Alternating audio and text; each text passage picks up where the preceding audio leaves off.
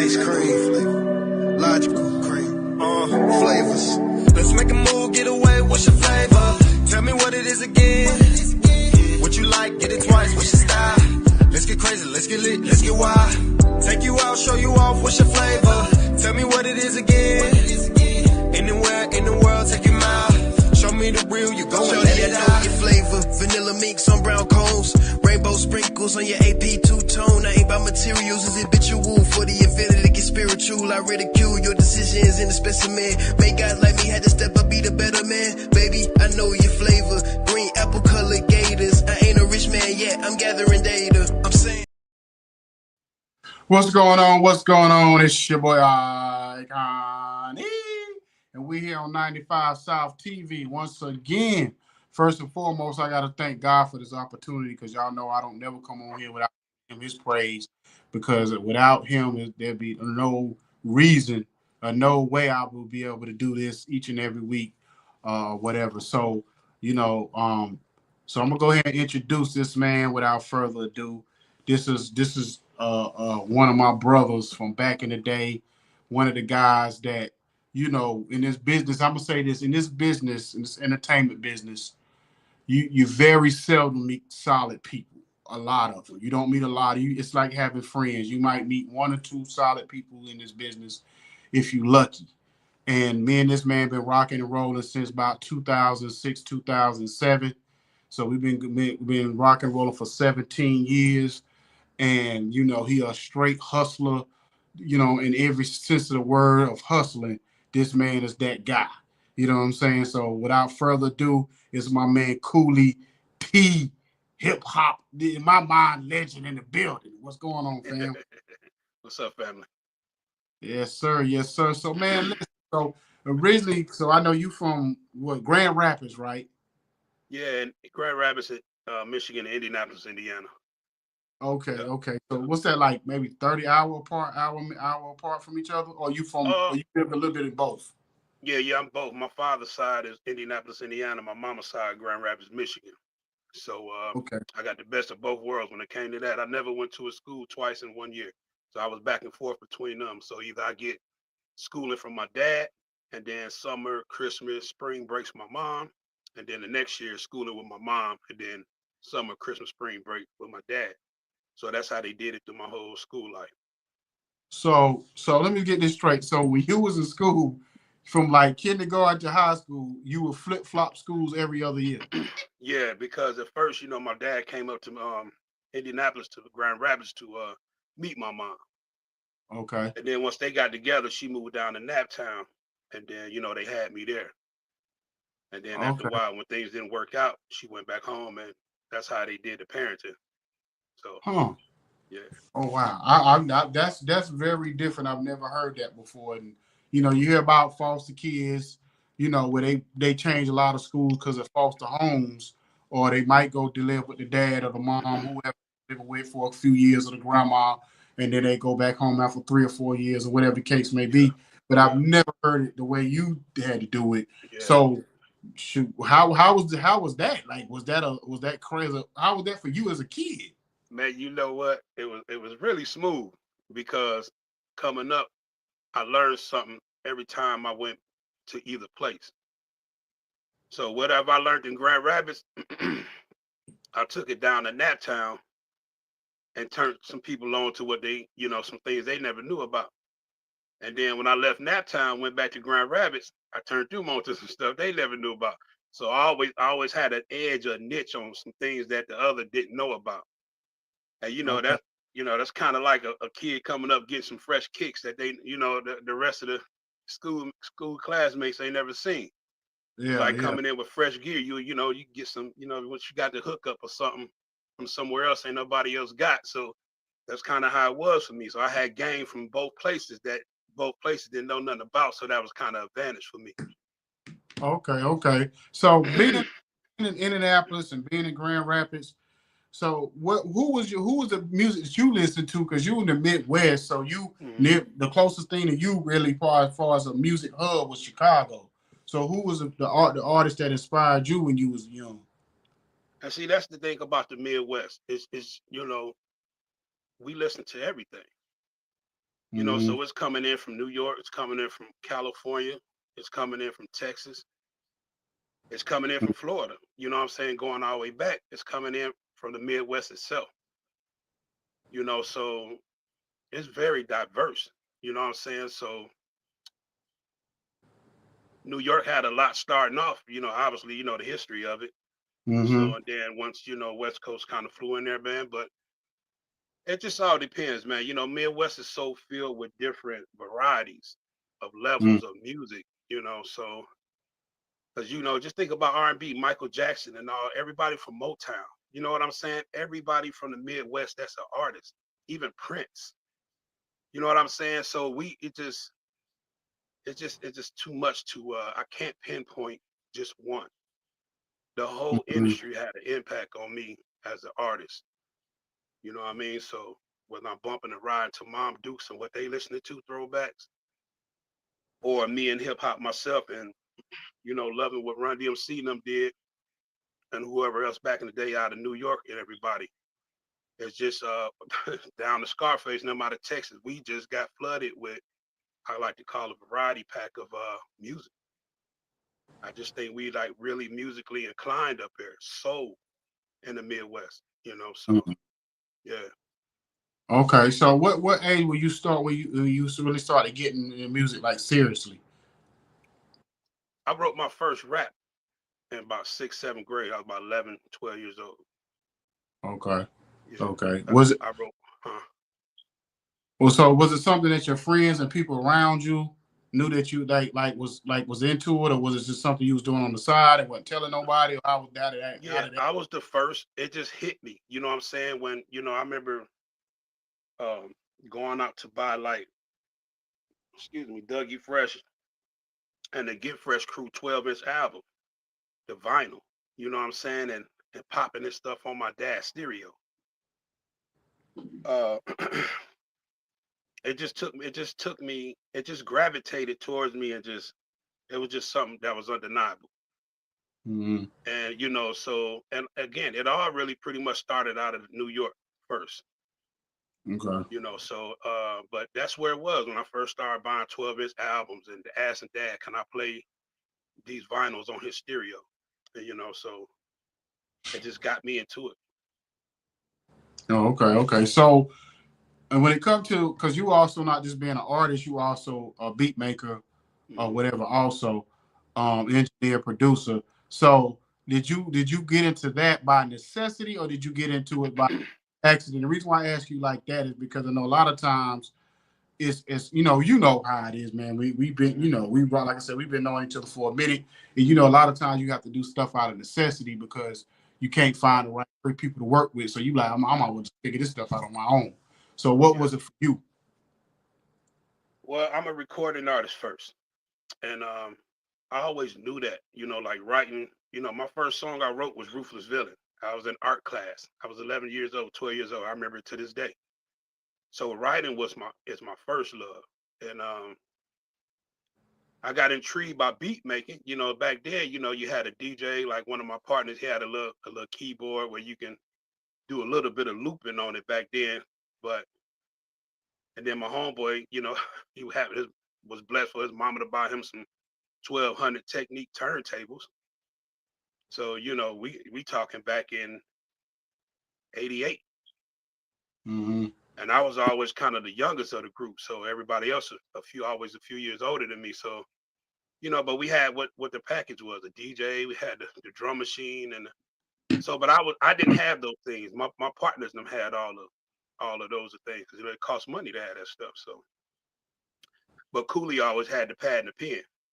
Mm-hmm. So when it came to the beat, I just loved the music, and then I just got to writing. That's how I got down. But coming into was it a necessity? I don't know if you wanted to jump this far, but one of the things is when I made it down south. I don't know if you want to go there yet. How I got there. Well, I was about to ask you that. So before I even ask you that, we're Yeah. gonna quick 2 second break. Okay. And Okay. we'll be right back here on 95 South TV. Okay, we back. We back here on 95 South TV. Now I hear my man Cooly T in the building. So yeah, that's what I was gonna go to next, is how you ended up down in Florida, by way of Naptown and all that. Yeah. Yeah, I ended up down there in 1993 because of Full Sail University. Hmm. So this is the #1 recording art school in America in Winter Park, Florida. So, this was a time where when I was in the Midwest, so I've been rapping. I started rapping in Indianapolis. Uh, like I say, sixth, seventh grade art class with my first rhyme, Ruthless Villain. So when I told you earlier about going back and forth from Nap to Grand Rapids, I was doing things that my other partners wasn't doing. So a lot of them guys up in Grand Rapids wasn't rapping yet. They was more into some street stuff. Mm-hmm. So you know, with all that being said and all that was going on, I still was, even though they didn't know it, I run the streets with them. But when I got to the crib, I was locked in with some tape, recorders and some 12 inches, sampling, recording, pausing, and sampling. So I was still at my music. And then we hit the streets, go out, do street stuff. When I get back to my spot, because them cats wasn't rapping, I was. That's when I get on my music tip. But so, the things got a little rough in the streets. And fast forwarding a little bit, you know, uh, my mom asked me what I wanted to do. One of my partners from Indianapolis, because I was in Grand Rapids at this time, was talking about going to school for music. And I was like, yeah, let's check it out. So he said, Full Sail. All I know is we end up flying down to Orlando to do a tour. And we did the tour. It seemed fly, seemed fine. Looked at all the apartments. We went in and saw the big equipment and all this audio visual stuff that we about to get into. I'm like, yeah, this dope, but um, you know, that's how I got to Orlando because of Mm-hmm. Full Sail. For when I came back from doing the tour back to Michigan, we was loading up the U-Haul, me and my partner. So we signed up, signed in for school, and we was on our way. They didn't have dorms, we had apartments. So we was out there on Cimarron in apartments, just two young cats in '93, January 25th, heading out to Full Sail University to go to school for music. Mm-hmm. So that's how I got to Orlando. Yeah. It's crazy. The other day, I just go just bring up the real quick. I was at my brother's crib the other day, and he was like, "Yeah, you don't realize that like, we ended up at the same house that Cooly used to stay in down in Florida." I said, "What?" He's like, "Yeah." He like, yeah. He said we ended up being. I forgot. I think was that the one he said with the pink house? I Yeah. forgot what.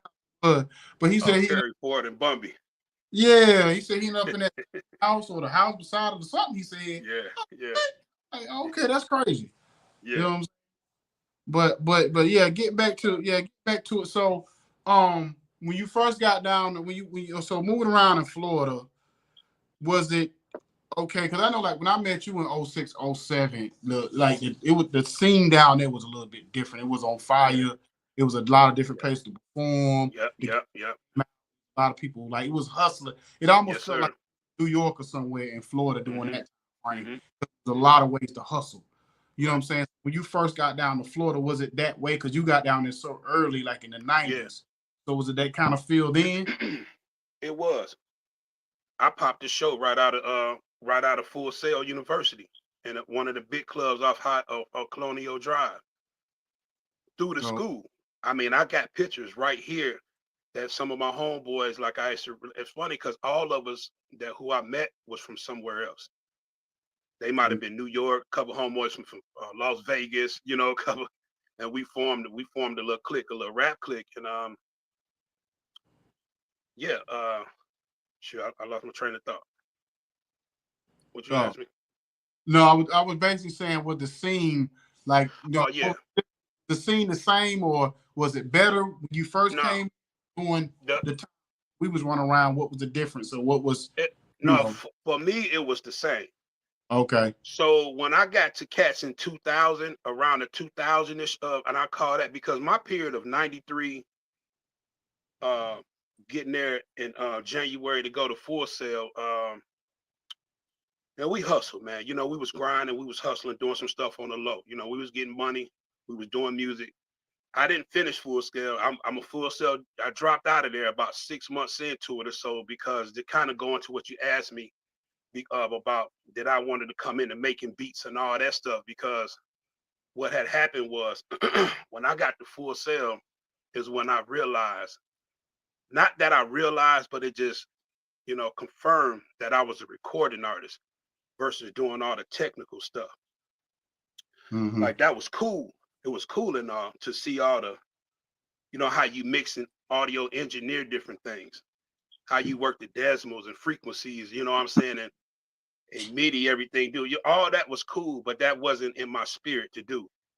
So I told my mom, because my mom had our house on the line to go to Full Sail. So she had our house on the line back in Grand Rapids for me to go there. And I didn't want her to feel like I was letting her down. But I had to be honest with what my spirit was. I was like, yeah, this it ain't time for this. I need to be around people where I can write these songs, put together an album, and to put some content. I needed to get with people, and that's where my skills and my dedication and passion came in. That was writing. It wasn't the technical side. It wasn't producing. It wasn't engineering. It wasn't shooting videos. Like, that's for who it for. For me, it was for more for rapping. I wanted to make some albums, man. So that's how, to answer that earlier question you asked me about getting into beats and stuff. But yeah, the scene was still, we were still grinding. I was still doing shows. Soon as because I was doing shows in the Midwest before I even came down. So and right out of freshman in high school, me and my homeboys was renting back to the Midwest. We was renting out halls and stuff in Indiana. I'm a freshman. Like I said, these cats are a few years older than me. But they had like one of my homeboys, he had a truck already. His mama bought him a little Isuzu Suzuki, and he had 1,200 techniques. Another homeboy, he was blessed to have keyboard stuff. So we all just linked up, go to throughout Indiana, rent out little halls, let the girls get in for free, charge the boys, the fellas $5, and that's how. So I was already into that mode of performing in the Midwest. And did the same thing in Michigan. So it was already in my blood. So by the time I hit Florida, I was already ready for that. So I was just going to school for music. And then so when I was like, this ain't it. But at 93, I was still performing in Orlando.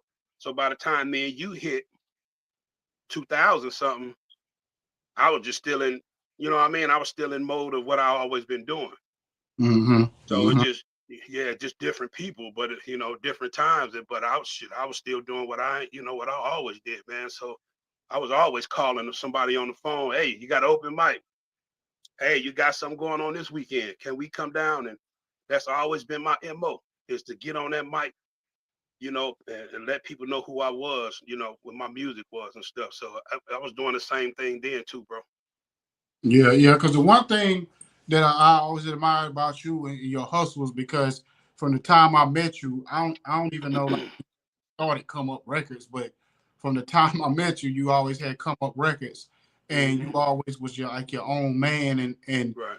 with your merch and the way you moved. And I've never seen nobody who like right now you got your Come Up Records t-shirt on. You've been doing that the whole time I've ever known you. It's almost a uniform. It's almost like a, not to be funny, but to explain, like a cartoon character, like Fred Flintstone, or you know what I mean, or like a Family Guy, where every episode they got the same outfit on.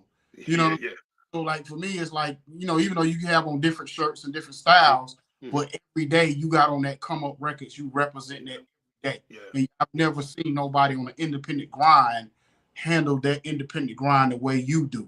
You know what I mean? Or whatever, where you was selling tapes, where you was selling CDs, whether you was doing it streaming, wherever it was, you know what I'm saying? You always had a way where you gonna hustle your product, you know what I'm saying, the best way you knew how. So that's why I know now this generation, I'm like, y'all don't hustle hard enough, because I know somebody who hustles and been doing it for 20 years by himself, you know what I'm saying, or whatever, for the most part, and been able to be successful doing it the way he doing it. Yeah, he may not never gotten to the, the main, but at the end of the day, he's still successful in his own way, and able to for himself and eat off of his product. you know what I'm saying, Amen. on his own way. You know what I'm saying? So, Yeah. well, we're going to take a quick break, and I'm going to come back All right. to ask where that came from. All right. Okay, we back here on 95 South TV with man Cooly T. So where did that kind of hustle? Did you get that from like your dad or your mom or somebody? Where did that kind of hustle and that kind of mentality to just be self-sufficient come from? You know, man, I had to be DNA of my mom and my daddy, right? You know, and I still, I would say it had to. I just critiqued it, perfected it when it came to something else. But, you know, watching your mother, you know, because sometimes, you know, my mama pretty much was a woman of 4 kids by her own and hustling. I seen her go to work and go to school all at the same time and raise 4 kids. So, and I'm the youngest of 4. And I seen her. We moved around like crazy. Like, I mean, when I tell you, man, we house, and doing all this stuff, but it didn't stop no show. So, I mean, my mama was very talented in singing. She didn't make it either, but she was a dope writer. Uh, so I think my musical side definitely came from my mother now, you know. But I seen her hustle and grind. So that's why when I see a lot of people be complaining about stuff, I be like, man, these women, I know women that be holding it down. And, you know, I know we're in different times, but yo, like y'all got to get, you know, you got to quit making these excuses about things, you know, especially my fellas, you know, because these women be having children and been raising children, especially me coming up and witnessing that. So, you know, I guess my skills and motivation came from my mom. My father was just a solid dude who just, you know, he was a military too. Mm-hmm. So, but his daddy, my granddaddy, you know, you couldn't be no punk, man. You know, you just had to get out there and work. You know, you just got to work. Nobody didn't want to hear nothing you had to say. You can have problems without a check, or you can have a problem with a check. You know, so my thing is always at least get a check on Friday because problem's gonna be what it is. So we's always bread to just go get the bread. Mm-hmm. You know what I Yeah, mean? So I guess it came from that. yeah. So, we're gonna switch gears a little bit. So I know you went from, because like I said, we know you for a long time, and you went from basically doing your street hip hop, with your club banger type hip hop Yes, to yes, doing sir. pop, you know what I mean, or whatever. So I know, like you said, because you make no bones about it. You don't hide from it. You was in the streets a little bit, Hmm. and basically, you almost got caught up like everybody else, Yes, and sir. almost got put away. Yes, sir. So was you switching over? And I know you got more spiritual with yourself and got a better Uh, connection with God and got closer to God and the whole thing. So was those situations like that what kind of like had like you help you turn the corner to go like, let me go over here because over here it ain't I'm gonna be dead or in jail if I keep going down this way. So so what was like the thing that kind of pushed you towards that, going on that more inspirational route? you know, the good thing about it, what the blessing is having a praying grandmother and a praying mother and a praying father. Because when you're a kid, you don't understand all that. But Mm. as a grown man, I understand that these people planted seeds and over your life, whether you getting it or not right now. It's just like now with kids, they parents praying for them. They don't really know it or know how in depth that is, but it is a thing. So I just think because I wasn't a big church kid, Yeah.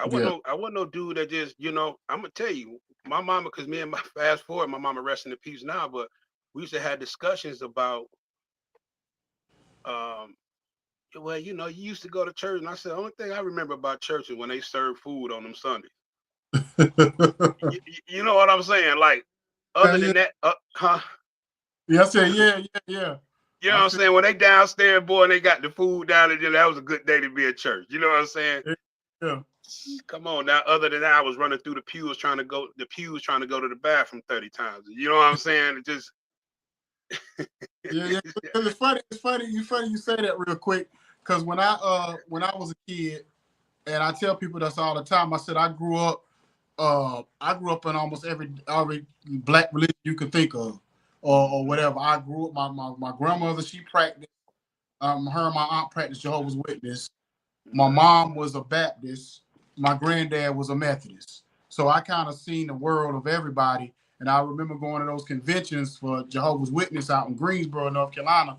And I used to go just because, as a kid, they used to sell these good egg and cheese biscuits, lunches. So I was like, the convention myself was born and all get out. But I just for the girls, because I don't know what it was. Jehovah's Witness girls back in the day had the finest girls. And best they had the food was delicious during those conventions. You know what I'm saying? So I'm like, I didn't grow up religious. Even though everybody went to church, it was never pushed us. It was never forced on us to be like, to go and to be a part. Right. You know what I mean? So I get where you coming from when it comes to that. So basically, when you got into the inspirational type of hip hop, what was the biggest adjustment for you? Well, just I don't know. I say, man. I had to pray, but it always resonated me through my hustling days. I'm gonna just say this because I should be. This is my testimony, dog. You know what I mean? And I'm gonna tell you something. I love it because I need people to understand. You got to go to God with your mess. Quit trying to wait till I'm gonna wait till I clean it up type of thinking. Because tomorrow ain't promised. No. So when I tell people, when I should be on the block sometimes, because a lot of my stuff wasn't block hustled. I hustled a different way, but I have touched the block. And when I have touched the block, it would be pastors that would come down and ask all the dope boys, could they pray for them? Mm-hmm. And most of the dudes down there, 9 times out of 10 was like, nah, I'm good. And then when they get to me and they be like, hey, brother, can we pray for you? And I'll be like, yeah. And before I know it, we holding hands with our heads bowed. Mm-hmm. Because I don't care what went on. It just I just had a sense of knowing that this wasn't it. Yeah. Yeah, I'm doing what I'm doing, but this ain't everything. We doing what we doing for this moment. So I think that's what helped me along the way. So I would pray then, or I would say, one of my stories is I used to be in church, man, with some people ex-chick I used to kick it with. They had or whatever church we was at. I used to be up in church with $2,000 worth of rocks in my pocket. Mm-hmm. You know what I'm saying? I'd be sitting right there in the pews, loaded up in my pockets, because right after I get out of church, I'm going to hit a few licks. And I didn't have time to be running back all the way across town, and you know what I'm saying, and doing all this. We finna go church, get this word, and then after we get out of church, we finna go hit this thing. Yeah, you know what I'm saying? So, now I was gonna say, if you think about the history of like kingpin type drug dealers, it was your Frank Lucas, or whether even like the mafia guys, the one thing they always had was they always had that connection with church and all of that. So even though they was doing, they always had that. And like the crazy part about it is Frank Lucas got picked up coming out of church, because every Sunday come to church every Sunday. And the feds was watching this, and like, we know nothing else. If Frank Lucas gonna do the rest of this week, that Sunday take his mama to church. You know what I mean? So I get where you're coming from. Man. So now you talk about the music, right? How they pulled me over. Mm-hmm. Just speeding through, fast forward. I made it through some things, man. I'm the one that I'm thankful to God for making me be aware of things, making me pay attention to details, if you will, right? And I say that because I used to walk out of dope houses, and then they would get raided. Mm-hmm. I mean, I would just be escaping through certain scenarios, bro, that could have landed me somewhere. And I just wasn't never out count my blessings. You know what I'm saying? So I just wasn't never, I don't know, man, I couldn't deny, whoo, Lord. You know what I'm saying? And if I say whoo, Lord, it wasn't just saying it, I really mean it. You know what I'm saying? I'm thankful for not getting hit that time, or when he pulled me over and searched me, he couldn't find where I had it tucked at under my body. I mean, I'm thankful through everything I do, my messing. So just the rapping and I was doing my thing and right around because I really ended all of that stuff fast forward in around 07, 08. And it was due to my kids, my children. That's what was solidified and put the nail in the coffin, if you will, to dead and everything. Was my 2 Florida kids I had down there. Shout out to Levi Chamisi, Daddy love y'all. But yeah, my 2 Florida kids, man, my 2 Orlando kids. I was going through some stuff, and things wasn't right on some family stuff with the kids, and I always worked a job. I hustled on the side. I ran a quarter studio at $25 an hour back in the day. You know what I'm saying? So I always made sure I multitask. I was just hustling. So I had to cut out the one that was illegal. Yeah. Right. So it was pulling me. I knew them people was closing in on me. And another thing that I'm thankful for is that I wasn't naive to the fact that when I did get touched, I was saying, okay, that was it. This was it. So it just kind of went like that, bro. It was it. I got hit. I don't need to get hit upside it. I mean, I ain't the type that got to bump his head 3-4 times, bro. That ain't me. Yeah. I bump my head once, it hurts. We go in a different direction. So that's how so with that in me, with my kids, I remember I used to ride. I was living in Pinellas County over there in Clearwater, Florida one time, and I ride with my daughter, and I had my album, my Gentleman Thug album, and some other stuff. And I got all these projects, and then I noticed that I couldn't bump my music around my kids or my mama now. And that was some of the things that made me change too. They wanted to hear daddy music, but daddy talking about all the street stuff. Yeah. So, it just caught me right around there is when I started transitioning. Okay. We're gonna take one quick more. We'll take another break. We'll be right back.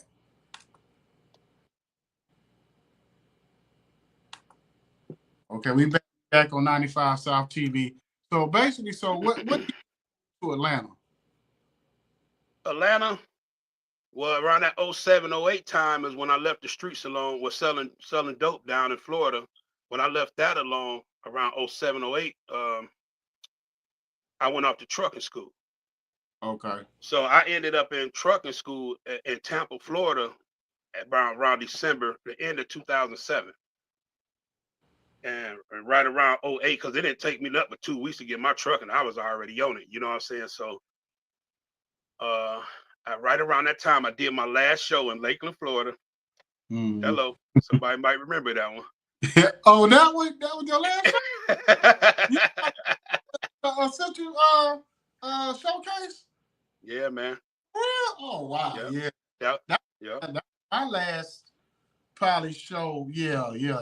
I think that was my last show too, because I left in June of 08. That's when I left Atlanta. So I might have been, because I think that Central Showcase was what? Was that 07? It was 08. Yeah, it was 08. Yep, so right around there. 07, 08. Yep. Okay, well, it had to be, because I think that was like the spring of 08, like April or something, because I think I remember being that day or that night. And then, I ended up leaving in that June of that same. Yeah, so okay, that's crazy. You know what I mean? So you was kind of right behind me. So then that's what I'm going to ask you, your experience in Atlanta, because I know when I first got to Atlanta, like, I tell my peoples all the time, I said between the time I got there in 08 to about 2012, 13, the way it was like in Orlando as far as moving around, it was Atlanta at that time was like Orlando on steroids. Like it was different vibe. It was you could go somewhere and perform Monday through Sunday. You know what I mean? And then think about it, like I used to tell my artists I used to deal with, I said you could go to a spot and they might have 10 people in there, but one of them 10 might be a producer. He might be an A&R. He might be So don't never go into a club or a situation thinking, oh, ain't nobody here, ain't nobody gonna see me. You never know what's gonna pop off based off of, you just coming in and performing at your best. And I know, like with you, I've never seen you lack in performance. And you a big dude, and you Right. perform like a heavy D. You perform like, you know what I'm saying? You put your all when I see you get on that stage, you know what I'm saying, or whatever. So for you, how was Atlanta when you was moving around? Well, to piggyback a little bit around the '08, because I didn't make it to Atlanta till I think 2010. Okay. So yeah, because right there, in '07, I got my CDLs, and '08. So I ran around I wasn't trying to leave Orlando. Mm-hmm. Orlando had been good to me. You know what I'm saying? I mean, on so many levels. I was cool. I mean, I done did every show on the wall from Daytona Beach, Volusia County to um, down to Dade, you know, out to what's that spot over in Tampa? The Ybor City. Yeah, yeah, yeah, yeah, Yeah, yeah. you know what I'm saying? I mean, I'm running every hole in the wall you can name. And Mm-hmm. then I got to the point where I started getting paid for shows. Yeah. We used to just FYI, we used to, man, we did so many hole in the wall shows at UCF to where people started knowing us so much that they'd be like, hey, you Cooly T and such and such, we'll come up records. Hey, I like that song y'all did. Hey, bust that right now. I'll give you $100. You're like, yeah, right. Then we would rap the verse, they'd give us some money. Mm-hmm. Mm-hmm. So we was there, bro. It just wasn't nobody at that time to catapult us to the next level, and that was my problem. Yeah, yeah, yeah. Yeah, Florida's one of them states where I made money. CDs I paid my bills off selling CDs out the trunk. Mm-hmm. You know what I mean? 1,000 CDs at $10 a pop. That's do the math. That's 10 grand. Yeah. I would move CDs from my Nationwide Hustler CD all the way up to all the other albums that I had put out. We just underground selling. Mm-hmm. So a couple moms and pop, but we making money. But anyway, yeah. So I came out of that, and so I didn't want to leave Florida. It was good to me. What made me get to Atlanta is because I did catch a case, Mm-hmm. and them folks finally touched me. And like I told you, I only bumped my head once, and I was out. That's enough. You get to know about Cooly. Y'all Mm-hmm. got me once, all right, I'm gone. You know what I'm saying? I ain't got because I got other things to do. I was just going. I was just getting to the getting was why the getting was good. Once they wasn't good, I'm gonna buy.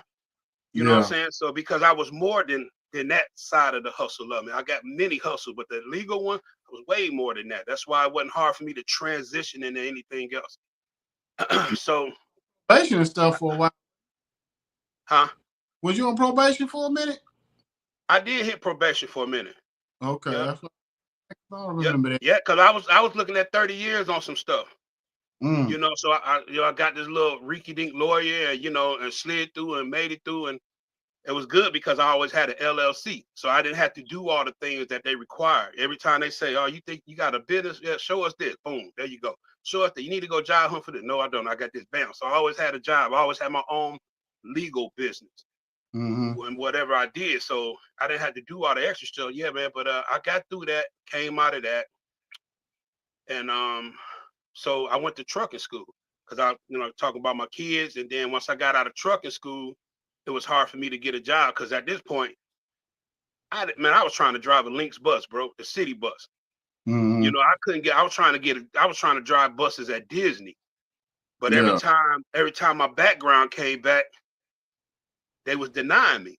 Mm-hmm. And then I got frustrated. I wasn't grinding no more. So that money was gone. I done moved out my spots and moved around back at Mom Duke's crib, was feeling a little down because I'm a grown man and I got my kids with me. I just want, even though that was a blessing, you know how it is, you're still a man. Mm-hmm. And I just ran out of my Mom Duke's house, man. I remember that in Florida one day and looked up in the sky. I was like, Lord, I done stopped doing this and doing that. What do you want me to do? I went to school, got this, I don't do this, that, and getting frustrated. And then I caught a job out of Ohio. You know what I'm saying? And they put me on the road for like 3 weeks at a time. And I just told my son, man, I was like, Daddy got to go get it. I'll Mm-hmm. be back. And I should come home for a week. that was cool for a minute, and then back here the Atlanta part come, and then me and my mom was talking. I was like, I really can't get it together down here, and she was like, she had an opportunity to move to Georgia, and it was to run some mobile homes. And but when we went up there, it seemed like a good idea at first because we would all had our own mobile home rent free. She'd have just been the manager. Her and my stepfather would have managed it, took rent from people and all that. But when we got there, it was so drug infested. I was like, oh heck no. I said, we can't do this. And I said, what about Atlanta? And I think that part I'm talking about was somewhere in South Georgia, somewhere by Tifton or something. I can't remember where that was, but I was like, can we go to Atlanta? And then we started looking for cribs, man. We just end up driving to Atlanta. So I told her it was better opportunity. And it was. We fast forward, we moved to Atlanta, and I say within 30 days I had a trucking job. Mm-hmm. See what I'm saying? Why? So Florida was denying me all that time. They want to give me, they was holding it against me. And I wasn't feeling that Tifton, Georgia stuff. And I was like, that put me too close back to the dope scene of things. I was like, can we go to Atlanta? I mean, I was really trying to move up. We got up there, man. God blessed me with a job. 30 days after getting in that bad boy, man. And well, I've been up and running ever since. We're going to take one last break and we'll be right back.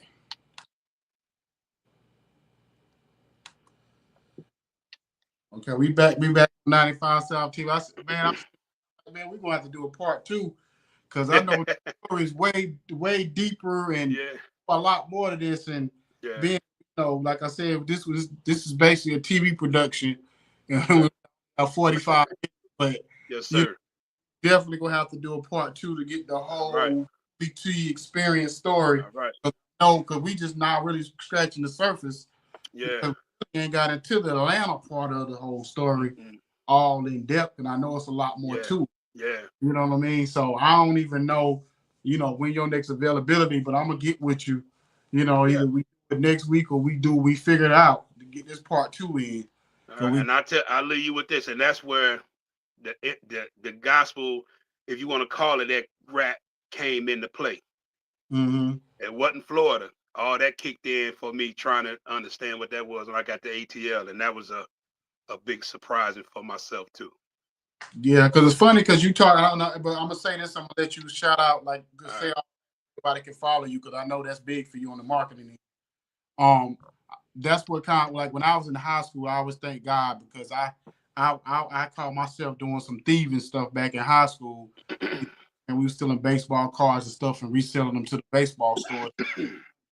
And I just remember we were about to go from that to like trying to do like TVs and electronics and stuff.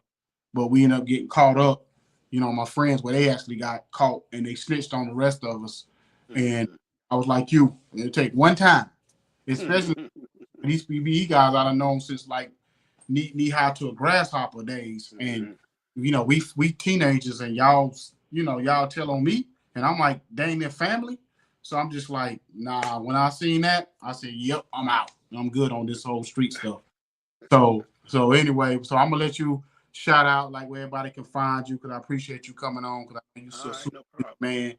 So shout out, let's, say where everybody can find your music and where they can follow you and all that good stuff. All right. So the easiest part to go to comeupforlife.com. That's COMEUP,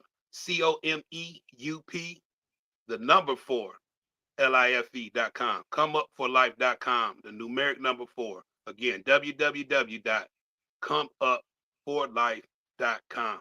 And you will find all the links to my social medias on there. And music. The new single, you got a Christmas single out, or whatever. So tell us about that Christmas single. Yeah, so Christmas single is called Christmas Holidays by Cooly. It's streaming out everywhere. It was something I needed in my portfolio.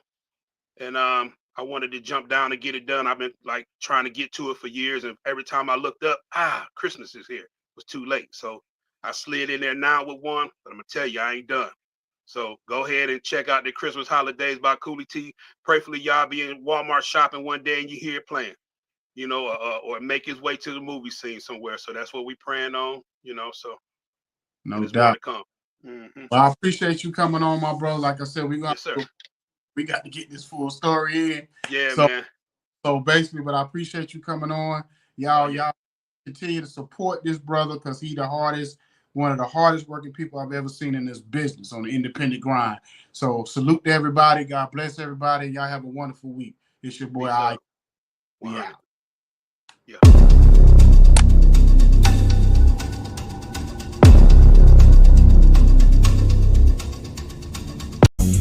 Brown skin girl, and she knew I was out to go and clear my mind.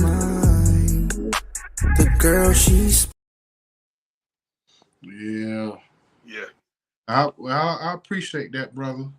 Oh man, I appreciate you too, dog. Yeah, you coming on, man. I just like literally checked into my hotel room like 15 minutes before we jumped on. So okay, so you just slide in there. yeah, I had drove in from Minneapolis. I had to pick up I picked up a little RAV4 Toyota, and I'm taking it over to Boston area, dropping that off, and then I'm trying to get to Albany by tomorrow night, and then so I can go see my grandbaby. I ain't seen her in person for the first, because she was born in October, but I haven't seen her in person yet. So I want to go check on my grandbaby for the first time. You know what I mean? So see how that go. Hopefully I can make if I don't get to see it tomorrow night, I'm definitely gonna see it before I leave out that morning. But that's gonna be my next stop. So I don't know what happened to my man. I hope he all right. We was just talking 30 minutes before I came on. So I'm like, what the hell happened to him? Yeah, that's strange.